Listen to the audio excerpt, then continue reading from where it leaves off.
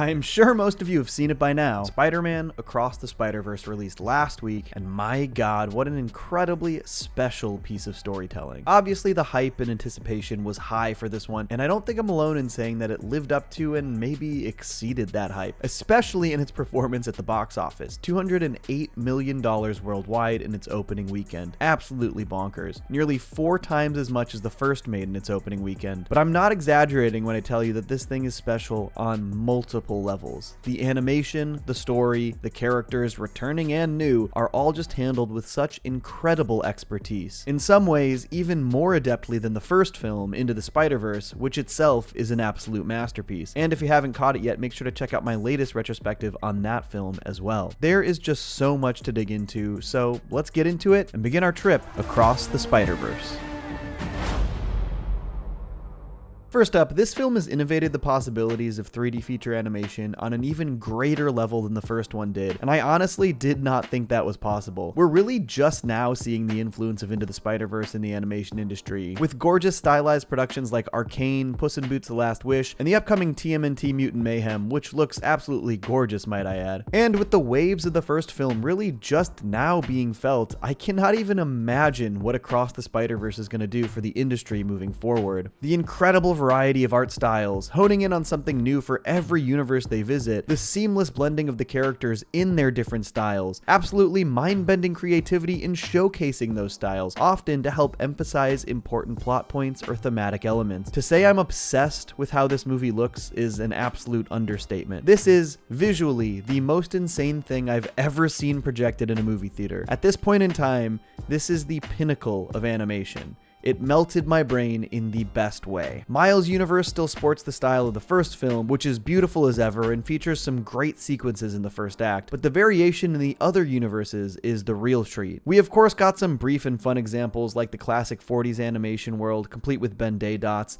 The Lego universe of course was great to see, especially fun since Lord and Miller directed the Lego movie, and even a glimpse of the live-action Venomverse showing the breadth of multiversal possibilities here. But we really get to see them flex stylistically in some of the other more heavily featured universes. Mumbattan's color palette and use of textures and shading in the backgrounds are so damn cool. Just an absolute joy to look at. I'm really glad we got to spend a solid chunk of the movie here. Nueva York draws inspiration from Sid Mead's style illustrations of what he thought the future would look like. And honestly, the exteriors of this universe are so great. I wish we'd spent more time in Nueva York outside. I actually think the beauty of this universe is being overlooked a bit. But the absolute standout style for most people is Earth 65, Gwen's universe, featuring the absolutely stunning watercolor style backgrounds inspired by the covers from her original comic book miniseries run. We got a little glimpse of her world in Into the Spider-Verse's origin breakdown, and it did feature beautiful watercolor backgrounds, but what they did in this sequel are a substantial upgrade. It is without question some of the most stunning work I've ever seen. The way the colors change to match the actions and mood, the way the watercolors literally drip and melt around characters to match the devastation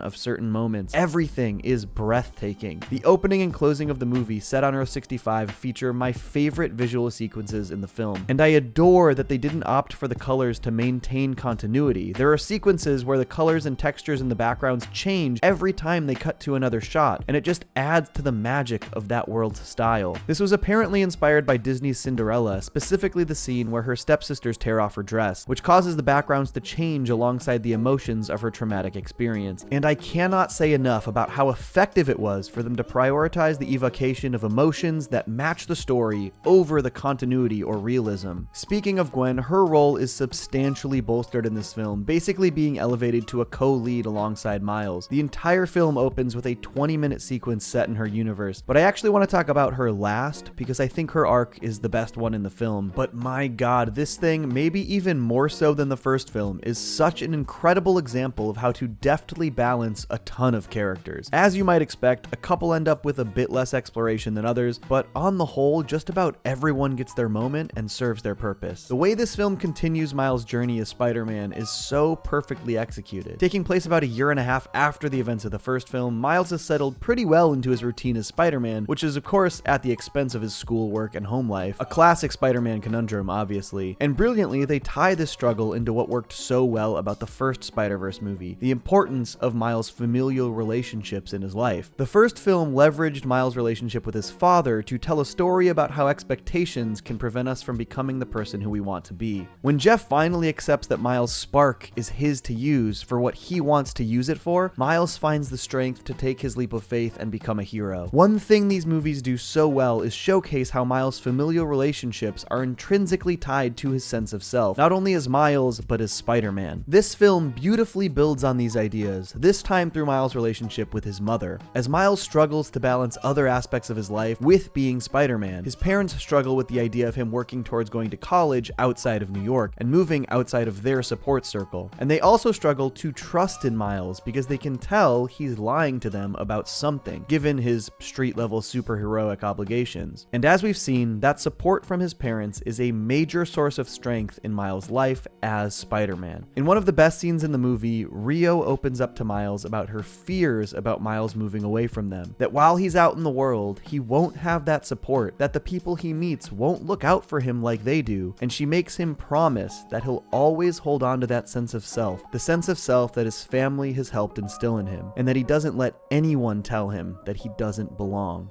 You gotta promise, Miles. I promise. And this sense of self and support from his mother is exactly what Miles needs to draw from to make it through the trials he faces through the rest of this movie, and we'll get back to that. But first, let's start talking about the other characters. The film is filled with newcomers, and so many of them are standout additions. Pavitr Prabhakar, aka Spider-Man India, makes his debut with a substantially upgraded costume from his comic book counterpart, and I cannot say enough about how much I loved this costume upgrade. Talk about a glow-up. I've seen a bit of criticism towards the portrayal of Mumbattan, and some of its more base-level observations of Indian culture. Chai means D, bro. You're saying DD. And honestly, I do understand this. Highlighting traffic, street dogs, and chai isn't exactly a thorough exploration of Indian culture. But Pavitr himself, to me, was such a fun character, almost overwhelmingly upbeat and so excited to be Spider-Man. But granted, this was also in part to showcase a Spider-Man's life before the canon tragedies hit them, which ties to the larger plot and themes in crucial ways. But I still think any Spider-Man delivering this line is so funny. Being Spider-Man is so easy. And with Miles disrupting one of Pavitr's canon events by saving the police inspector, we might not actually ever see a version of this Spider-Man who goes through that life-defining tragedy, which is sort of the entire idea this film is interrogating. Alright, now let's talk about Hobie Brown, aka Spider-Punk. My god, what a standout character. Dude kind of stole the show. A role model, I was briefly a runway model. I hate the AM, I hate the PM. Hobie's one-liners are super funny, but they also did such a great job utilizing this character's anarchistic nature to actually serve the plot in key ways. Initially, he's framed as a potential foil to Miles, and marketing interviews claimed he'd be the third in a Miles/Gwen love triangle, and he was the subject of Miles' jealousy with Gwen, so that wasn't far off, but mostly he was a representation of Miles' own insecurities of inadequacy in regards to the Spider Task Force. Hobie has all of this history with Gwen and was invited to Miguel's team, which obviously feeds into Miles' insecurity as both a love interest to Gwen and as a Spider-Man to be taken seriously. But when Miles orchestrates the incredible canon-breaking rescue in Mumbattan, Hobie is absolutely stoked on Miles and feeds him a ton of validation and support. But more importantly, even before Miles learns the truth about his own place in the multiversal spiderweb, Hobie starts planting questions in Miles' head. He knows that Miles' case is a unique one and that Miguel is going to treat him wildly differently. Hobie effectively tries to build up Miles' own sense of self outside of this place in the larger Spider-Verse, reinforcing that Miles is better outside of the system, which both works in regards to Hobie's own anarchistic ways and as genuine support of Miles. It's also not perfectly clear what Hobie's relationship to Gwen is, other than he's very supportive of her, lets her crash in his universe, and quote-unquote supports his drummer. The homie Veritas Joe actually posted a great theory on Twitter. Hobie has blue laces on his boots, which in some circles is code that the wearer has killed a police officer. When talking about the canon event in various Spidey's lives where a police captain is killed, Hobie simply confirms by saying, yeah, what of it? It's definitely possible that this means Hobie killed the police captain in his world, given that he's an anarchist punk who has killed in the comics before. Though it's also possible that he simply feels he's responsible for this captain's death, even if it wasn't directly his fault. But if the captain happened to be George Stacy, it could explain Hobie feeling feeling a sense of guilt in regards to Gwen, pushing him to be a bit protective. Regardless, he's shown to be anarchistic with a severe distaste for the system that Miguel has put in place, and he looks out for the marginalized Spideys that aren't given a fair shake by Miguel. In fact, when they try to imprison Miles, Hobie is the one who encourages him to break out just before he quits the Force for good. He even makes a bootleg dimension hopper for Gwen. He is an absolutely standout character. Even his art style is pure anarchy, constantly shifting, never adhering to any single rule. I'm definitely planning on diving into some Spider-Punk comics ASAP. Peter B. Parker returns as well, and though he doesn't have much of a substantial arc himself in this film, we do get to see the fruits of his arc from the first film in the form of Mayday. Honestly, it was such a joy to just see Peter be happy after the last film, taking such an immense amount of joy in his daughter and being so excited to share that joy with his friends. The scene where he tries to get Miles to hold Mayday and expresses to him how important their journey in the first film was, how Miles helped him overcome that fear of fatherhood and failure. I love that they just took a moment to really lay out how this played out for Peter B. And I can't express enough how damn cute Mayday is. The moment at the end where she pulls down her knit hat like a spider mask, ready to head off on their adventure, is just perfect. That is some adorable hype. I've seen some people criticize this portrayal of Peter and say that he's putting Mayday's life in danger, and I just want to remind you that this is a fantasy film about people with radioactive spider powers. You are boring. One character who could have used a bit more focus was this film's version of Jess Drew. Issa Rae gives a really great performance. We don't know the sex yet. My husband wants it to be a surprise. He's really corny, but so hot. And she is an absolute badass. She's involved in a couple incredible fight/chase sequences, but beyond a more implicit mentor relationship to Gwen, we simply do not get to see enough Jess Drew. She's very clearly Miguel's right-hand Spidey, and we also get to see a bit of conflict in her towards the end of the film, so I expect we'll get a more thorough exploration of this character in the finale, but sadly, as far as new Spideys go, she left the least impact on me. Before we get into Miguel, let's branch out from the Spideys and talk about Spot, because wow, what they did with this guy is absolutely incredible. I haven't read many of the Spot's comic book appearances, so I'm mostly familiar through his single appearance in Spider-Man the Animated Series, but the general consensus on Spot is that he is a C-tier Spider-Man villain. People were genuinely shocked when they revealed he'd be the villain for Across the Spider-Verse, though I always knew that they do some really cool stuff animation-wise with those portals. But the writing team ingeniously used Spot's severe lack of menace and the complete lack of enthusiasm for the character as a full-on inspiration. In his opening sequence, Spot is an absolute bumbling fool, fumbling his way through an attempted ATM heist, destroying a bodega in the process. Miles doesn't take him remotely seriously, calling him a villain of the week, though he does struggle a bit with the chaotic nature of his portal abilities. But Miles treats Spot the exact way the audience did,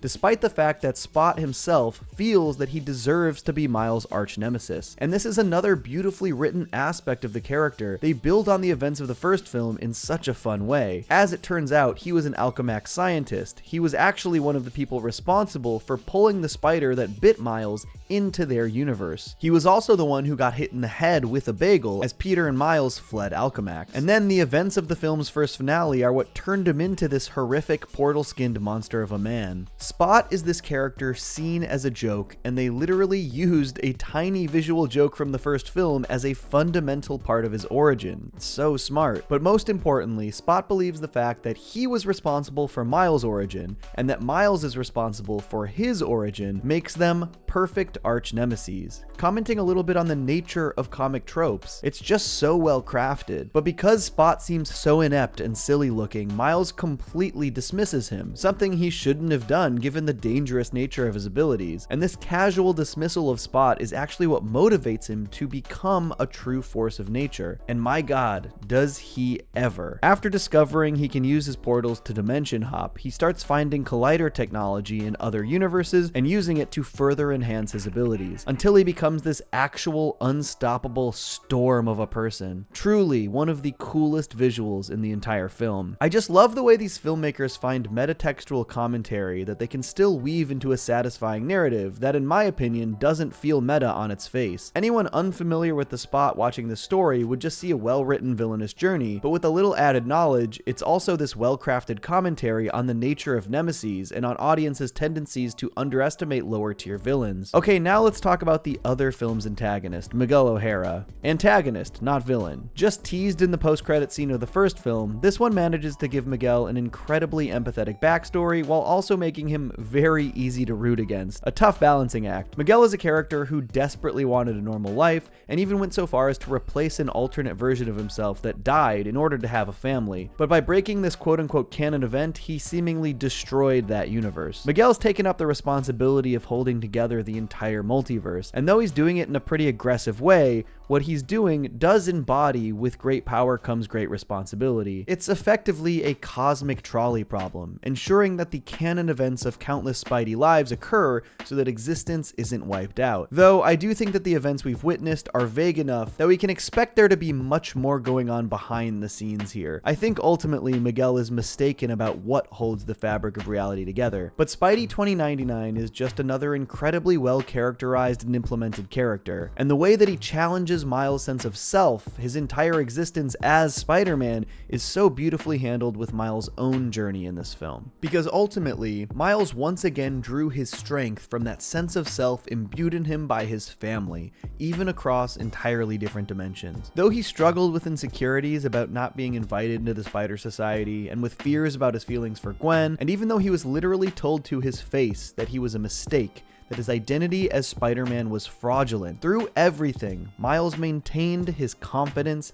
and his sense of self. He knew that he was legitimate Spider-Man, and though he struggled in moments as he was confronted by new information and naysayers, when it counted, he found that strength and he stuck to his guns. In Mumbattan, Miles stopped a major canon event even though Gwen tried to stop him, saving innocent lives when nobody else would. When he was told that he would have to stand by and watch his father die in order to maintain the fabric of reality, he knew there had to be another way. And when Miguel revealed to him that the spider that bit him was from another dimension and therefore was never meant to bite him, that he was never meant to be Spider-Man in the first place, Miles rejected this. Everyone keeps telling me how my story is supposed to go.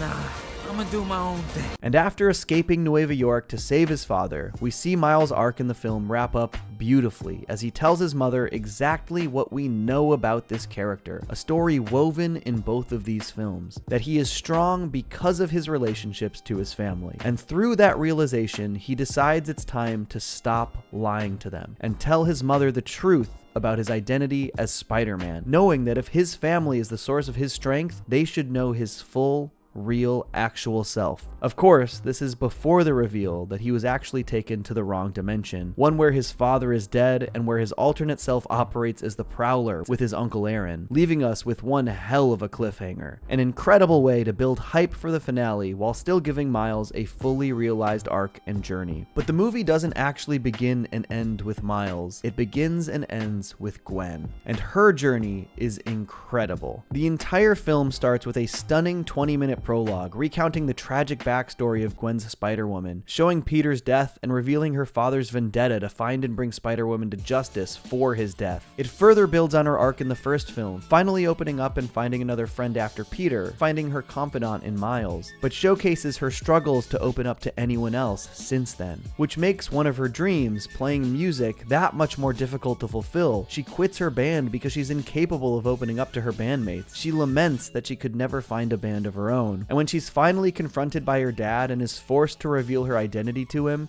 he rejects his daughter. She literally tells him that he is all she has left, and that is not enough for him to give his daughter the benefit of the doubt, leading to Gwen leaving her universe entirely with Miguel and Jess. And through her own journey over the course of this movie, through her reconnection with Miles, through the way his strength and sense of self was inspirational, and through her fears that she might lose the only other friend she's made, Gwen realizes that she can't close herself off from others. At the end of the movie, Gwen's dad gives her an opportunity to talk to him one more time, and she takes advantage. Gwen bares her soul to her father. She relates to him. She tells him how important her identity is to her, and that she has to use it to help her friends. And not only does her dad accept her, it convinces him to quit his job, to resign as police captain, unknowingly saving his own life. George Stacy, accepting his daughter for who she was, literally saved his own life. A lot of people have connected with Gwen's journey in this movie as a trans allegory, and I think it's very clear why. cry, a father struggling to accept his daughter's identity because of his own personal biases. It's really cool to see how much this story has resonated with people. And just like Miles, Gwen moves forward with the strength and support of her family, allowing her the freedom to be open